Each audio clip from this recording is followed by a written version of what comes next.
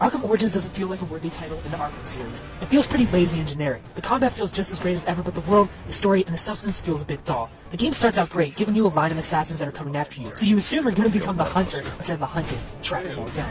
Nope, Arkham Origins disappointingly turns into another Joker story. The assassins coming after you all just pop up in the story randomly, which leads to some pretty awesome boss battles and some not so awesome boss battles. Classic combos and fighting system is back, as well as a leveling system and gadgets. You get XP and a grade depending on how well you do with an encounter. When your meter fills, you get a skill point that you can use to upgrade your suit. The open world is also back, but it feels lifeless and empty. There isn't much side content for the Batman fans to stick their fangs into.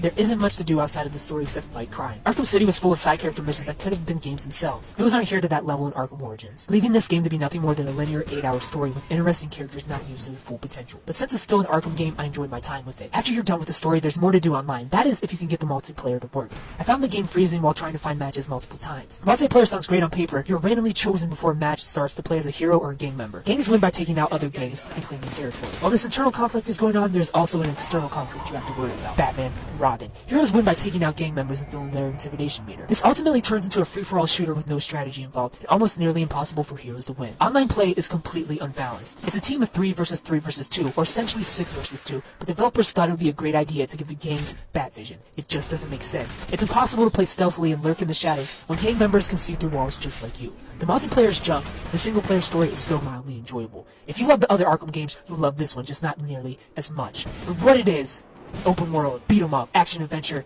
8 out of 10, and as an overall game, 7.5 out of 10.